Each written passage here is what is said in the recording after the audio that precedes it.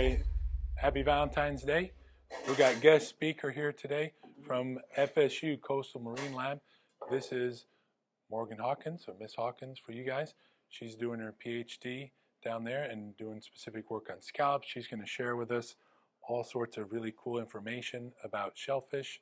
We'll get to see them close up and hands-on. Let me know when you got a question. We're going to record some of this, so we got the regular mic that you can use to ask a question whenever you have them. If you want to peek at stuff as we're going, feel free to do that. So thank you so much, Ms. Hawkins. Thank you. All right. Well, first, happy Valentine's Day. Thanks for joining me today to talk all about shellfish. So let's just go ahead and jump right in. So I work in a hatchery, and I work specifically on restoration aquaculture within that hatchery. So first, we're just going to talk about what aquaculture is, what a hatchery is, and the processes that I'm going to reference throughout this whole thing. So first, start off with what is aquaculture.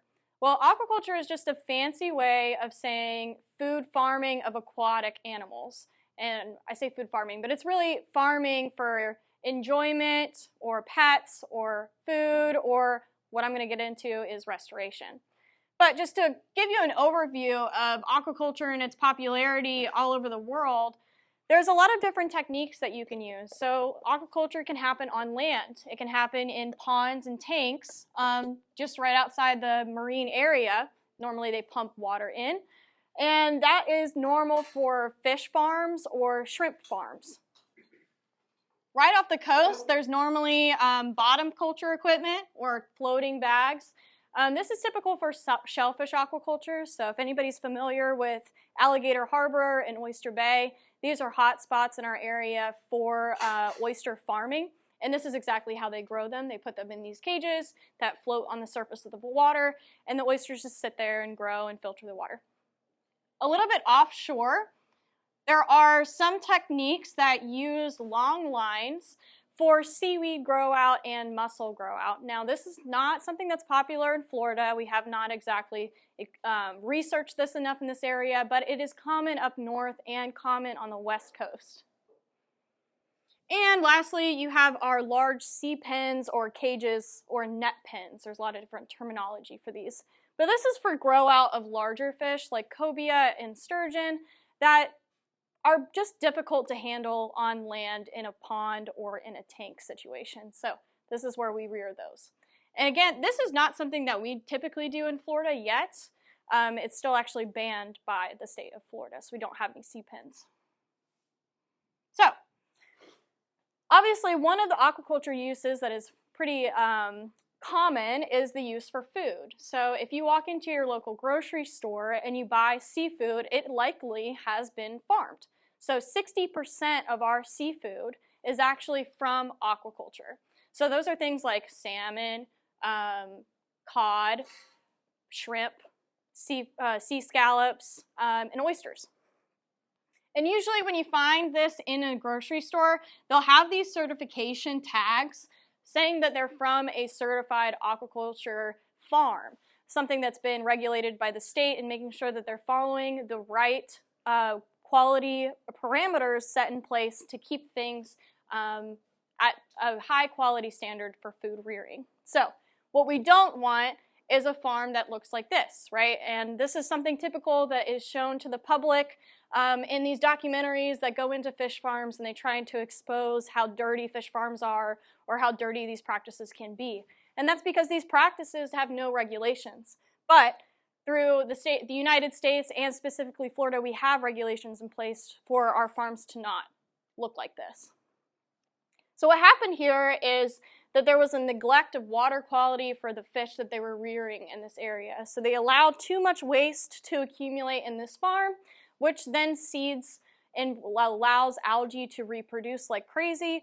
And the algae is absorbing all of the oxygen and it's getting rid of CO2. So it ends up making this environment anoxic. So nothing can breathe in this environment. So it leads to fish kills and also leads to other organisms dying because they're starved of oxygen.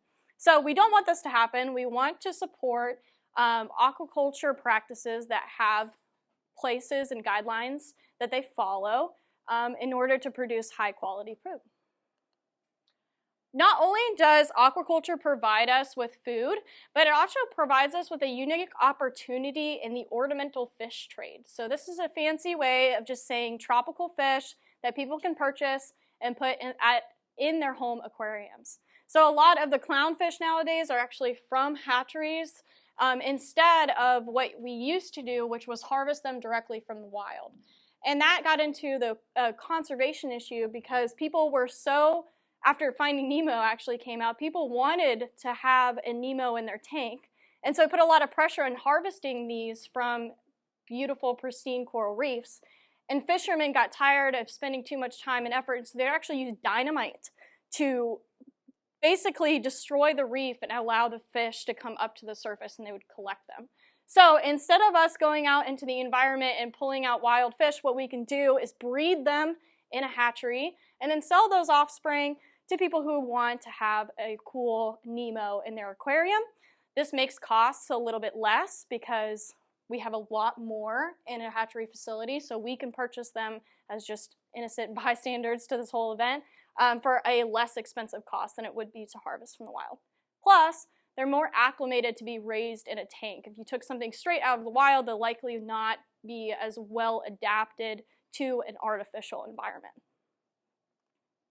And then lastly, and this is what we're going to focus on for the rest of this talk, is aquaculture restoration. So we learned how to breed these animals for food and for enjoyment, and we can also use those strategies to implement restoration programs. So things like these salmon restoration programs on the West Coast. So what they do here is they breed salmon and they raise their fry or baby salmon in hatcheries for about 2 years before they hit this stage where they're really just the size, about that long. And they pack them into these trucks and jet pump them into rivers and areas of interest for their restoration. They'd use fin clips to actually identify whether or not these fish are from hatchery origins. So then that way, when the salmon return to spawn, they can actually quantify how many returning salmon were from the hatchery and how many were from the wild. We can also use this for the restoration practices in shellfish. So this is a picture of one of my friend and technician at the Marine Lab, Landon. He's pouring baby oysters into this setting tank on oyster shell. And so the baby oysters are going to cling onto the shell and glue themselves to the shell. And then later on, after allowing them to grow for a little bit, we'll take these bags of shell and actually put them out into the wild.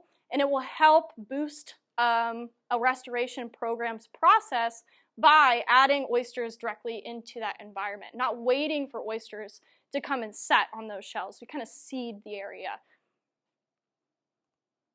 Now, it sounds super fun to jet pump a bunch of fish into lakes and rivers and to put out bags of oysters everywhere, but it requires a lot of research before establishing this as a reintroduction strategy. We first need to identify that, one, the restoration is for sure needed for this area, so we're not going to overpopulate the population already by adding more animals. We also need to make sure that the conditions are suitable to sustain a healthy population of whatever animal that you're talking about, and that the survival is robust not only for the wild population, but the hatchery population that you're trying to throw in there. So you don't want to waste time and money by throwing in animals that may not do well because there's something wrong with the water in the first place. Like maybe there is pesticide leaking in that area. First, we need to address that problem before adding in new animals. So this is basically just making sure that we're all on the same page, that reintroduction conservation or putting in animals grown in a hatchery takes a lot of science before implementing this program. And back onto the aquaculture topic, I wanted to highlight just Florida in general and how diverse we are in our aquaculture practices. So if you take a look at Leon County, we actually have a turtle farm nearby. I could not find any information on this turtle farm, but it is, as you can see here. And just along our coast, we are well known for our shellfish production. Shellfish do really, really well here. We have really warm and algae-filled water. And I'll talk more about the importance of shellfish in Florida later. As we move down south, I think it's super interesting. But we have one of the best producing alligator farms in the nation, which doesn't really surprise us, right? A lot of tourists like to come take pictures with alligators, and so we have a lot of alligator farms. But I digress. We have a lot of other species that we culture here in Florida, things like corals, clownfish, other tropical fish, species that we like to eat, like tilapia or red drum or rainbow trout. And so we just have a huge diversity of different farmed aquatic animals in our area. But we're not here to talk about those things. We're here to talk about shellfish. So shellfish are specifically what I study. And I mainly focus on the bay scallop, but right now I'm actually working on projects involving the hard clam and oysters. So not only do these guys make a delicious seafood snack and are probably one of your favorite seafood dishes, but they provide us with a lot of ecosystem benefits and a net positive benefit to our environment when we have them as an aquaculture species. So this is an example of a clam farm. So this is pretty much standard for all of the shellfish species that I'm talking about, so the scallop and the oyster, but specifically this rendition is of a clam farm. So what's happening here is you have a farmer, and what they do is they purchase seed or small clams, the exact size that you actually have right in front of you right now, the pearly white clams, and they put them into these aquaculture bags. These bags are then placed on the sea floor of a aquaculture lease where all of this kind of takes place, and they're allowed to grow for 1 year. While they're growing, these guys are actually pulling water into their bodies and they're filtering it. So they're acting like a Brita filter for our estuaries and oceans. So they're taking out things like phytoplankton. They're also helping take out any kind of dissolved nitrogen in the water. And, and they're also taking out particulates in the water and kind of making them settle down and just kind of stay in place on the bottom, which also enhances water quality and clarity. So because we are having these filter feeders, we're in turn making our water better for other habitat or other species, and making the water clearer for other species like seaweeds and aquatic vegetation that rely on photosynthesis to grow, and therefore if you have cleaner water and clearer water, they grow better. So like I said, oysters and scallops do the same thing as this. They're all providing us with this filtration capability, removing waste, removing phytoplankton and algae, but I specifically want to highlight oyster reefs, because not only are oyster reefs filtering the water, but they're also providing such huge benefits of nursery habitats to us that 1 acre of oyster reef actually produces 1.5 tons of fish and seafood. And that's because it's a keystone species. It creates habitat for other things to live on, just like coral reefs. And so things like stone crab, blue crab, redfish, black drum, sea bass, they have nooks and crannies in these areas, and they have structure to hide from predators, which allow them to grow and reach market size, to which we can come back and fish later on. So they're very important, not only as filter feeders, but also as a way of producing habitat for other species to live on. So I originally brought 3 adults so we could do a filtration experiment to see which shellfish could filter the most water, but because it was so cold last night, I don't think the oyster and the clam are super excited about being out and about. The oyster is actually slightly open, but I'm not going to feed them anymore right now because I think that just talking about them will do them justice. So I'm just going to walk through each one, and we're going to talk about just the lifestyle strategy that each one of these shellfish has. So this is obviously an oyster. Anybody eaten an oyster? Good? Like it? Yeah. You eat them steamed or raw? Both? Yeah. So, yeah, so a lot of places around here actually steam them, so I think that's really cool. But up north, it's pretty fascinating because not a lot of people steam them up north. They eat them just straight raw. But anyway, When we have freebie time and you guys get to look around, you guys can come take a look at the oyster. He's actually already acting as a habitat for other oysters. He's got 3 baby oysters already settled on his shell, and he has a lot of different barnacles on him as well. And when I showed a classroom 2 days ago, he actually had some polychaete worms living on him, which was pretty cool, but also it might freak you guys out because they're a little interesting. And then we have the bay scallop, which is my favorite shellfish of all the shellfish.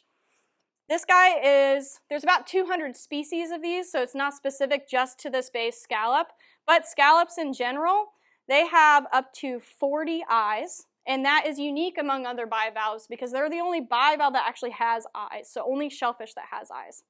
And each one of these eyes is capable of forming an image.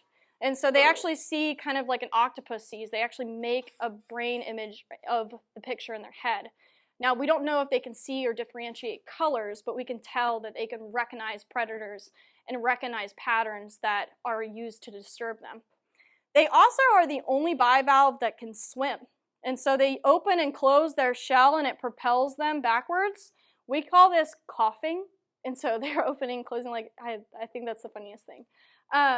And so yeah, they swim away from predators. And also because they can see, they can actually look around and see a patch of seagrass and swim towards seagrass. So pretty cool, interesting guy. And then lastly, we have our clam. So the clams are our digger shellfish. They love to dig into the sediment. And they have a organ that no other bivalve has, which is this siphon. So it's obviously the clam is very unhappy, and I have not seen him open up all day, so I doubt he'll show you them. But if you take a look at the clams at your table, you might see a little translucent siphon that hangs out the side of his shell, and what it's doing is pulling in algae-filled water through one current and exiting clean filtered water through the other current. These guys also have a very strong foot, so they're very good at digging, like I said, and so the foot extends on the opposite side of the clam, and they use that to bury themselves deeper and deeper and deeper into the sediment. So if you've ever been to the beach and you have those little tiny clams and you're kind of playing with them and you pick them up and then they burrow back down very quickly, that is the same kind of deal that this is. This is just a different species. So very, very cool guys. So we learned a little bit about all the life history strategies of these 3 organisms. But how do you guys think they would perform with their filtering capability? So I'm going to pose the question of which species do you think is the best at filtering the water? So first I'm going to get a hand. Just raise your hand if you think it's going to be the oyster. Raise your hand if you think it's going to be the scallop. And raise your hand if you think it's going to be the clam. You guys are like evenly split on all of them. That's awesome. So if you guys pay attention, we added the same amount of algae to each one of these bins at the start of the day. And you can see that the scallop has cleared its water pretty much completely compared to the clam already in about 2 hours. I would say that the scallop is filtering the best right now because he's the only one that doesn't care that it's cold outside, but everybody else is a little shy because it is so cold.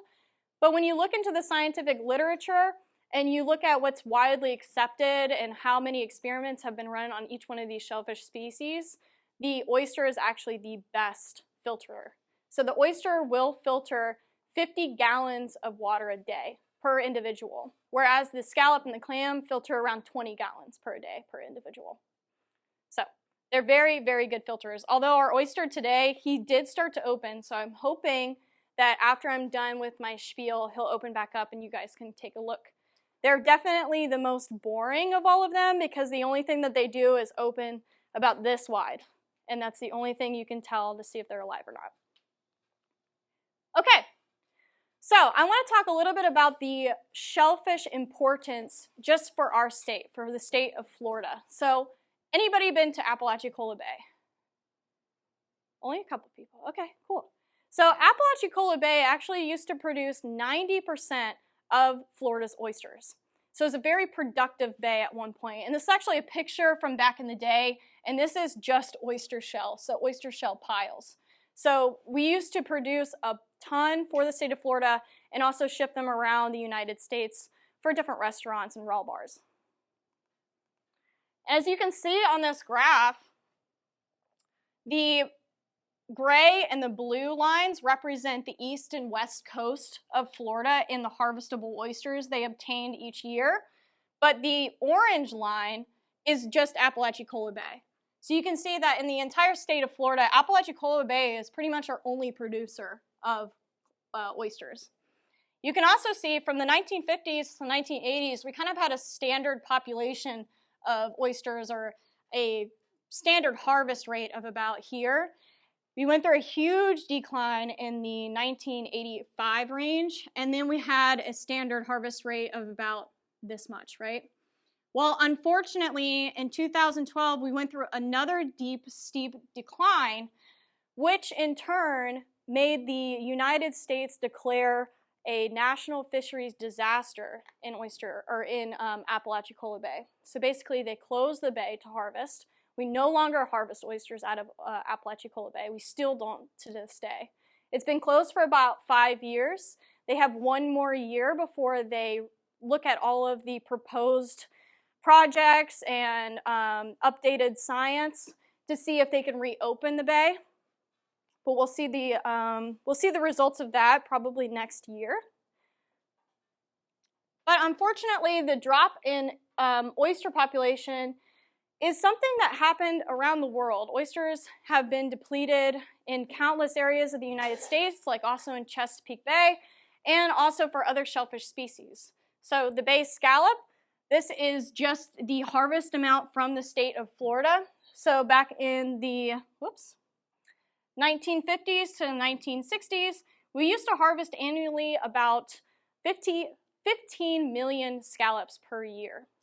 Unfortunately, the population started to take a turn for the worst, and in the 1990s, we banned commercial harvest of scallops. So all of these fishermen who made their livelihoods off of harvesting scallops by dredging were out of a job, and it was therefore banned to actually have that job. Now we are allowed to harvest scallops recreationally. So anybody been scalloping? Nice. So Florida is actually one of the only states where you can actually go and scallop because our waters are shallow. It's easy to get there by boat. We've got really pretty seagrass meadows, and the water is warm. And so people like to get in the water. And if you guys aren't familiar with scalloping, basically people strap on snorkels and fins, and they go out into seagrass meadows, and it's like a little scavenger hunt, and they pick up scallops. I think the limit now is 2 5-gallon buckets. So you pick them up, and you can shuck them at home and grill them up or fry them in a pan, however you want to do it. And unfortunately, the hard clam has also gone through this deep population decline as well. So we used to harvest them commercially in the late 1900s, and then in year 2000, we saw again a sharp decline, banned commercial harvest of the hard clam. And now whenever you see hard clams in the supermarkets that are selling them, they say like locally sourced from Florida, they're actually aquacultured clams. So we don't actually harvest wild clams anymore. So we have 3 shellfish species, all kind of facing the same problem. They've dropped off so much that their populations aren't allowed to rebound themselves. And so this is how hatcheries and restoration aquaculture can help facilitate restoration of these shellfish species. So that's where I work. I work in the FSU Shellfish Restoration and Research Hatchery. This is a picture of that hatchery. We have tanks for raising larval or baby oysters, clams, and scallops, tanks for water prep, and tanks for housing them through their metamorphosis stages. So in a hatchery, it's actually the first step of aquaculture. So this is where we breed the animals and we get them through their fragile baby stages. So this is an example of the life cycle of an oyster. This is very typical of all shellfish. So what we do is we start off with adults. They are broadcast spawners, so they release egg and sperm up into the water column, and it is by chance that those egg and sperm come together and fertilize to start dividing into the trochophore stage. So the trochophore stage is just the first stage where they have multiple cell divisions. They start developing cilia on the edge of the ball of cells, and they start propelling themselves through the water. About 12 hours later, sometimes even 5 hours later, they start developing a thin shell around that cellular mass, and it protects them as they spend about 2 weeks swimming around in the larval or in the water column, collecting algae and collecting energy to go through metamorphosis. When they're ready for metamorphosis, they show some signs by getting an eye spot and a foot. So they start crawling around, and they can start sensing between light and dark, so they can find a place that's most optimal for them to go through metamorphosis. During metamorphosis, they lose their swimming organ, the velum, that's responsible for their respiration, their feeding, and their swimming during their larval phase, and they gain gills. And they also go through a total rearrangement of their anatomy, just like a caterpillar metamorphosis is into a butterfly. So they do the same thing. We set them in the hatchery in those tanks that I showed you before, providing them with adequate food and water quality to help them through that process, very stressful process. And then they turn into early spat. So the stages that you have on your lab benches now are actually called early spat. They have gone through metamorphosis, and they are still growing up to be later spat to where we can release them into the environment. So the only thing that we do not do in the hatchery is actually facilitate the growth from this size that you have in front of you to the adult size. We let nature do that, so then that way these animals are acclimated to a natural environment and not a hatchery environment.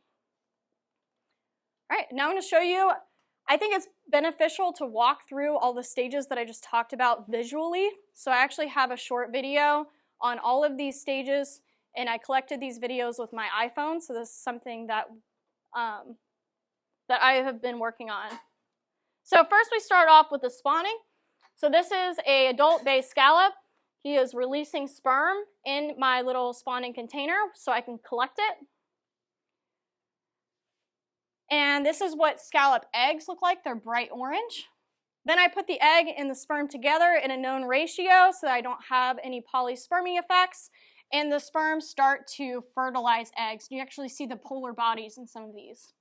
Now this is very interesting. If you pay attention to the side of this developing embryo, there will be a cellular division right here. So these are the first couple cell divisions of these baby scallops. This is particularly fun to watch under the microscope and allows me to recognize that I'm going to have a good amount of babies if they fertilize and divide properly. Into the next stage, they have now divided and the cells are differentiating and starting to develop in their certain areas. And now they've started to develop that cilia around them, so they're moving through the water column. They're actually lifting off the bottom of the tank and starting to move around the tank. This kind of goes on for a couple seconds too long. Now within 5 hours, they hit a stage that looks completely different from that stage. It is the trochophore stage, so this is what they look like now. They've gone through a lot of cellular divisions, right? So they look completely different. They also have a new organ, which is the apical tuft. This is an organ that helps them sense the direction that they're swimming in, and they can move it. It's like a whip, so they can change direction while they swim. Morgan, can you count the number of cells, like in the blastula phase or to this point 5 hours later? I have never tried, but in the first couple divisions in the hatchery, what we do is we always are like, oh, they're at cloverleaf, so they have 3, or oh, they've gone into the, I forgot what the other call it. We just call it the mushroom, but it's when they have 8 cells, and so then that way we can see them progressing appropriately to when, that way we can tell when it's ready to put them in the tanks. So we normally wait until they have about 12 cells before we put them into the tanks. I accidentally went too far back. Okay, so now the next stage that you guys are going to see are, again, very, very different from this trochophore stage. So I'll stock these, and then I'll come back the next morning, and they will look like this. So this is when they start having a thin shell that's protecting all of that cellular mass that you're seeing. And they're starting to swim in these very cylindrical patterns, and that's how they capture algae. And there should be a close, yep, there's a close-up here. So this is the swimming vellum that I was talking about. And obviously you can see the little tiny shell around them. And we also, in the dang it, I did that again. In the hatchery, we kind of pay attention to their gut contents. So here you can see some orange mass in the middle and center of their shell. And that's actually their intestines and their stomach. And so I pay attention to that the most because when they're unhappy, they stop eating. So I just make sure that all of their water quality parameters are fine. They're in a good mixture of water. Their stocking density isn't too high, and they're getting enough food. And the way I monitor that is just checking their gut contents. So that's just kind of something that you learn over time, not something that's measurable. Dang. Giving me some issues. Okay, so pretend like we just went through 14 days of larval care, and now we've reached the stage where the scallops are ready to metamorphose. So now they have these eye spots, so they're sensing between light and dark environments, and they crawl around on feet or foot. This guy right here. So this is actually post-metamorphosis. And I'll show you the gills later, but again, what they did here was they traded that crazy looking vellum for gills. And now they're just crawling around trying to find a good place to settle. Here they are about a week later, and you can see the larval shell is just like the tiny little shell here, and the amount of shell growth that they've had in just a week, so they start taking off pretty fast. And this is the stage that I have for you guys under the microscope right now.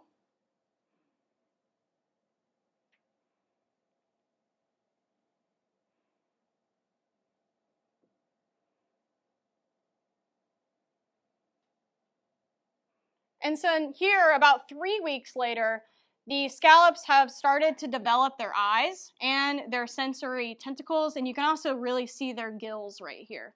So all of this stuff comes a little bit after metamorphosis, and it takes a lot of energy for them to do that, right? Because it's a lot of sensory equipment, so they're eating a lot of food in order to grow. This is all of the scallops that we produced last year. So last year, the hatchery produced 2.5 million scallops. They were used in restoration projects and for some of my thesis research. All of these little black dots that you see in the table are bay scallops. And I zoom in here on one of the last ones.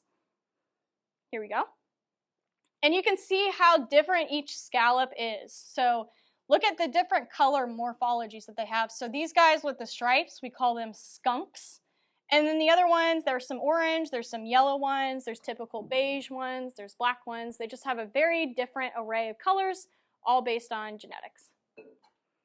And as you can see, on the bottom of the tank, there's like little particles, and those are poops. So they poop a lot during this stage because they have so much energy that they need to keep growing and growing and growing and developing more eyes as they go. And so we have to constantly wash them. They require daily water change. This is them in the natural environment. So this is 3 months after they were in the water, and then this is 9 months old. They're already reached this size here. So they grow very, very quickly.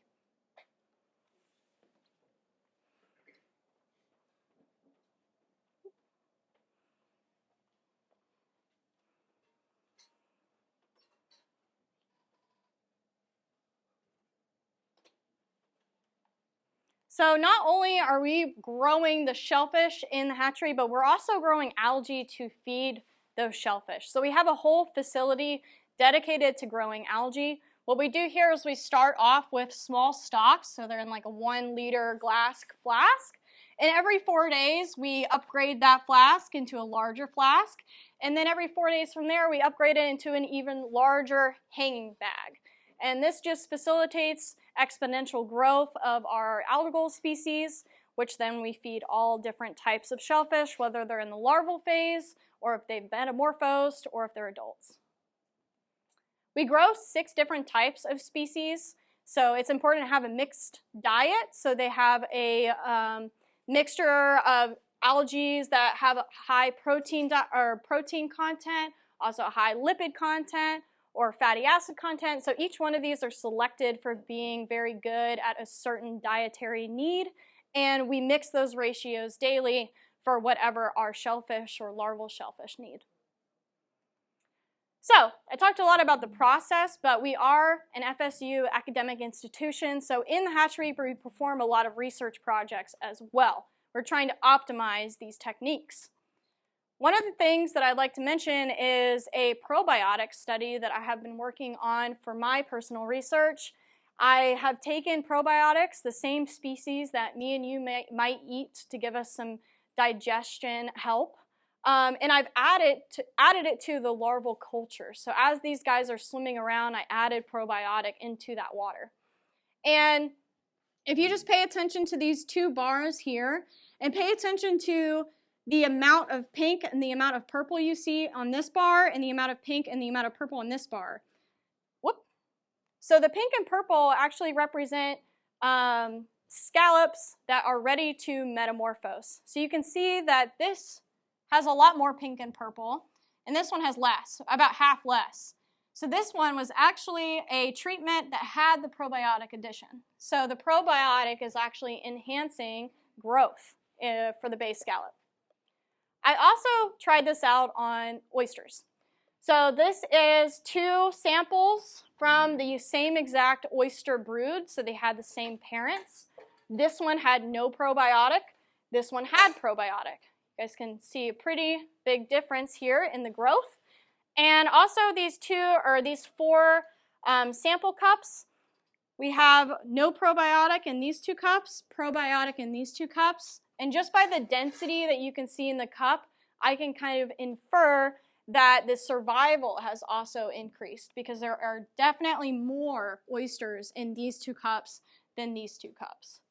So overall, the probiotic has been showing that it increases growth and it increases survival of our larval shellfish.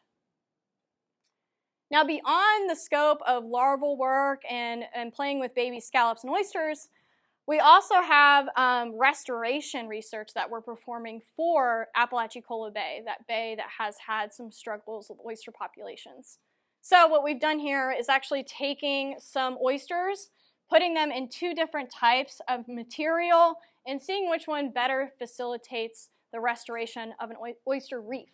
So we put them in chicken wire, and we also put them in a potato mesh bag, which both degrade in about a year. And so we were hoping that this would show that it gave enough time for the reef to develop without any predators, but then after a year it was allowed to move and grow in the manner it should. Yeah?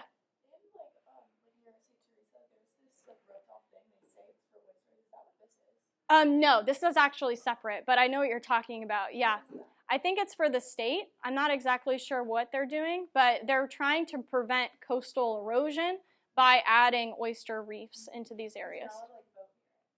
Yeah. Ah, that's cool. Yeah.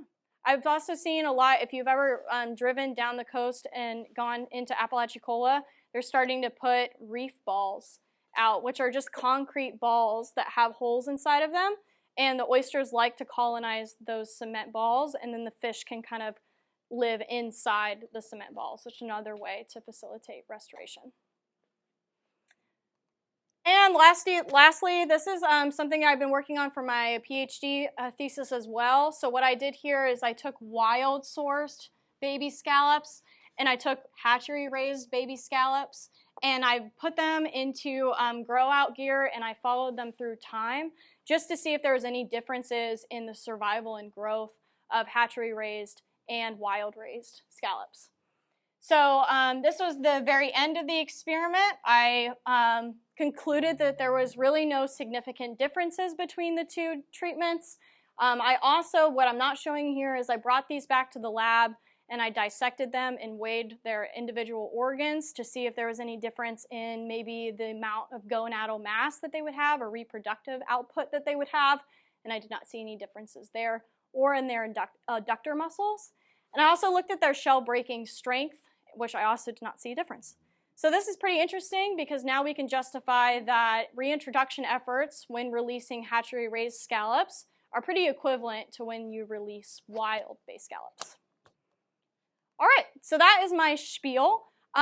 Get your hands dirty with some shellfish. Ask me any questions. And if you like what I talked about here and are interested in volunteering, you can email me for any kind of shellfish experience. We have other labs at FSU CML, but I mainly work in the hatchery. And I also like to just preface that it is an hour away, so it is kind of hard to get to, but you get to work on live animals, which is really fun. Any questions? Hold up. If you got a question, in the video, in the big one, there's like the little blue things inside of the scallop, or is that the eyes? Those are the eyes, yeah. So after I'm done talking, I'll put the scallop back under the microscope, and you can actually see a black outline inside those blue eyes, and those are its pupils. So it's pretty fascinating to look at. And you can also see under the microscope, it's really awesome sensory tentacles kind of sticking out and kind of exploring its environment. Yes? So I was wondering how long the clams live. So the oldest clam that we found is actually 340 years old. Yes. Wow. So they can live a long, long time if they're left alone. Obviously, that clam was lucky. They never got introduced to a predator or introduced to disease and things like that that could basically kill an organism like that. But I found that clam picture that I had shown up here. I found that right in front of the marine lab. And when they get that big, they're likely around 200 years old. It's pretty cool. What makes people allergic to shellfish? Ooh, that's a good question. So I'm not super familiar with what actually causes you to have anaphylactic shock when it comes to close with shellfish, but I do know that if you're allergic to like shrimp, you're also allergic to these guys.